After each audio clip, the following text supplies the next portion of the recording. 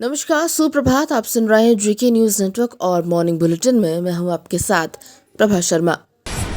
बुजुर्गों के लिए आज मुक्ति दिवस है। कोरोना के सबसे ज्यादा जोखिम से, खौफ से और चिंता से कोरोना काल में बुजुर्ग घरों में कैद रहे, सोचते रहे ये मुश्किल दौर कब जाएगा। अब वो मौका आ गया है। आम लोगों को टीका लगने की शुरुआत सबसे पहले बुजुर्गों से हो रही है। झारखंड में कोरोना से अब तक 1090 लोगों की मौत हो चुकी है। इनमें सबसे ज्यादा 543 मौतें 50 से 70 साल के बीच वाले की हुई है। वहीं 70 साल से अधिक के 288 लोगों ने भी जान गंवाई है, यानी 76% मृतक 51 साल के ऊपर के हैं। अब सोमवार से यानी आज 60 साल से ज्यादा और गंभीर बीमारी से पीड़ित 45 साल के लोगों को टीकाकरण लगाया जाएगा। कोरोना काल के 11 महीने बाद सोमवार से यानी आज रांची वासियों के लिए सुकून बनकर आएगा। यूनिवर्सिटी, कॉलेज, कोचिंग संस्थान, पार्क और सिनेमा घर खुलने लगेंगे। सोमवार को राजधानी के सुजाता सिनेमा का पर्दा उठेगा। ये क्षमता से 50% दर्शकों के साथ शुरू होगा। एक स्क्रीन पर 6 की जगह 4 शो ही चलाए जाएंगे। टिकट की दरों में भी 25 से 30% की कमी की जाएगी, जबकि अन्य सिनेमा हॉल और मल्टीप्लेक्स 5 मार्च को खुलेंगे। सिनेमा घर संचालकों का कहना है कि चूंकि शुक्रवार को नई फिल्म रिलीज होती है, इसलिए उस दिन से ही सिनेमा घर खोले जाएंगे। निजी पार्क भी खुल जाएंगे, लेकिन सरकारी पार्कों को खुलने के में अभी समय लगेगा, क्योंकि उन्हें सरकार का आदेश अब तक नहीं मिला है। सरकार बनने के बाद कोरोना संक्रमण की वजह से 1 वर्ष से शहर के विकास की कई बड़ी योजना पर काम शुरू नहीं हो सका। अब एक साथ कई आधारभूत संरचना विकसित करने की तैयारी हो रही है।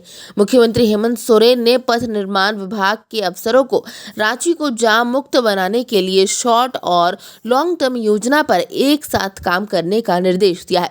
इसके बाद विभाग ने कई सड़कों को जाम मुक्त बनाने की पहल शुरू कर दी है। पहले फेज में 3 बड़ी योजनाओं पर काम होगा। इसमें विकास से कांटाटोली होते हुए नामकुम तक एलिवेटेड रोड बनेंगे। इस रोड पर बूटी मोड़ और कोकर चौक पर फ्लाईओवर भी बनेगा।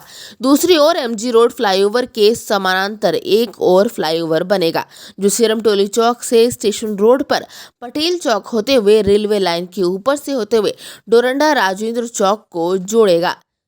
इसके अलावा हरमू बाईपास रोड में अरगोड़ा चौक पर जाम की समस्या दूर करने के लिए फ्लाईओवर बनेगा, ताकि हरमू बिरसा चौक की ओर से आने जाने वाले वाहनों का आवागमन बिना रुके हो सके।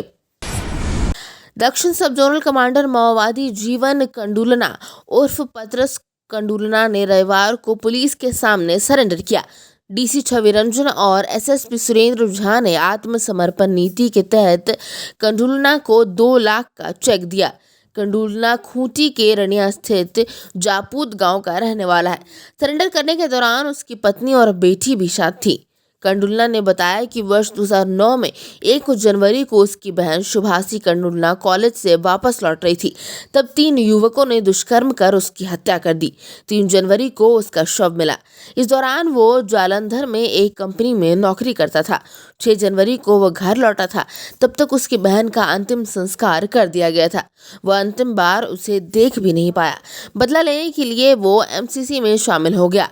इसके बाद हत्या करने वाले एक युवक को गोली मार दी, पर 2 युवक अब भी फरार हैं। कंडुलना ने बताया कि कैंसर से पीड़ित उसकी मां विर्जीनिया कंडुलना की मौत पिछले वर्ष हो गई। वह अंतिम संस्कार में नहीं शामिल हो पाया। मां का मरा हुआ मुंह नहीं देखने का काफी पछतावा है। इसके बाद उसने दस्ता छोड़ने का मन बना लिया। ग्रामीण एसपी नौशाद आलम के प्रयास के बाद उसने जंगल छोड़ दिया।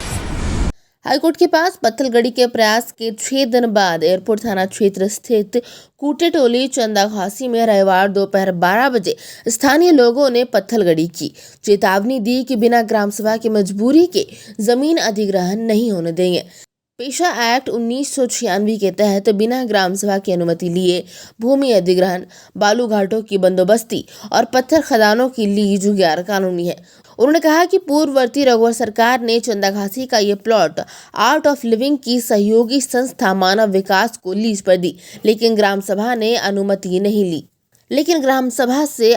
नहीं ली। ये सूचना मिलने पर डीएसपी, एसडीओ पुलिस बल के साथ पहुंचे। उन्होंने लोगों को समझाया बुझाया। दोपहर 2:30 पर ग्रामीण वहां से चले गए।